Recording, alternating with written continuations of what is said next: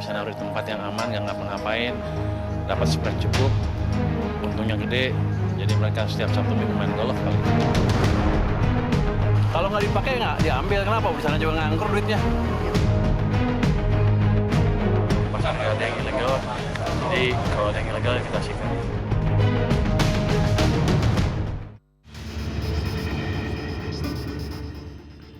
Koboi, itulah yang diungkap Menteri Keuangan Purbaya soal gayanya bicara di media. Awal dilantik, publik sempat dibuat heboh dengan beberapa pernyataannya yang disebut arogan, terutama saat mengomentari soal tuntutan 17+8. Belakangan meski pernyataannya kerap berseberangan dengan orang lain, termasuk para pejabat, namun pernyataannya bagian dari tugasnya sebagai bendahara negara untuk mengungkap realita yang terjadi. Pernyataannya yang menyita perhatian publik diantaranya soal impor BBM dan pembangunan kilang yang disebut negara harus keluar dolar besar setiap tahunnya, hingga membuat Purbaya berseberangan dengan Menteri ESDM Bahlil dan pihak Pertamina. Jadi kilang itu bukan kita nggak bisa bikin atau kita nggak bisa bikin proyeknya, cuman Pertaminanya males-malesan aja. Kami sudah rencana bangun 7 kilang baru, satu pun nggak jadi kan? Tidak kaleng-kaleng, Menkyu Purbaya bahkan sempat berseberangan dengan mantan bosnya, yakni Ketua Dewan Ekonomi Nasional Luhut Binsar Panjaitan soal pendirian Family Office. Sang koboi mengaku dirinya ogah menggunakan anggaran negara untuk membangun Family Office. Pernyataan Purbaya pun direspon mantan bosnya Luhut Binsar Panjaitan. Soal Family Office kan Pak Purbaya nggak mau biayain pakai APBN itu Enggak ada yang salah itu. Ya memang nggak ada yang mau dibiayain. Nanti bagaimana pembangunannya dari mana?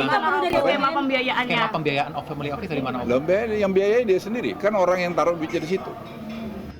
Usai dengan Luhut, Menkyu Purbaya kembali harus berhadapan dengan kepala daerah. Usai dirinya mengungkap soal efisiensi dana transfer ke daerah yang bakal dipangkas. Menyoal ini, kantor sang Menkyu pada Selasa 7 Oktober digeruduk sejumlah kepala daerah mempertanyakan rencana kebijakannya. Belum berhenti berseberangan dengan kepala daerah soal TKD, Purbaya kembali membuat telinga sejumlah kepala daerah memerah. Yakni Purbaya mengkritik soal uang negara yang sia-sia alias mengendap tidak digunakan untuk kepentingan masyarakat. Kita masih investigasi itu sebenarnya uang apa. Kalau saya tanya anak buah saya, mereka bilang nggak tahu, tapi saya yakin mereka tahu. Itu kan naruh uang di deposito untuk dapat bunga kan. Saya nggak tahu itu uang lembaga-lembaga di bawah pemerintahan atau yang lain. Tapi biasanya setahu saya sih bank kan ngasih kode yang clear. Kalau uang pemerintah ya uang pemerintah kan. Saya kan periksa nanti. Tapi itu kodenya kode apa Pak? Kode uang pemerintah. Pak tadi mau diinvestigasi itu yang mana Pak? Yang uang pemerintah dan sebagian uang di BI itu sebenarnya masih nggak jelas. Tapi yang diberjangka aja atau gimana? Semuanya. Ada kecurigaan nggak Pak? Ada kecurigaan mereka main bunga. Pernyataan Purbaya ini pun langsung direspon oleh sejumlah kepala daerah. Salah satunya Gubernur Jawa Barat Deddy Mulyadi alias KDM. KDM membantah besaran uang negara yang mengendap seperti yang diungkap Purbaya. Setelah ini ada rencana lagi Ke BI. langsung ke BI. Ya kita harus nanyakan kan. Kalau saya sih berharapnya benar 4,1.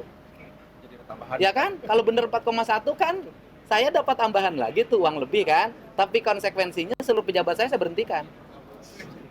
Karena datanya tidak. Ya karena dia bohong nama saya. Kan sederhana.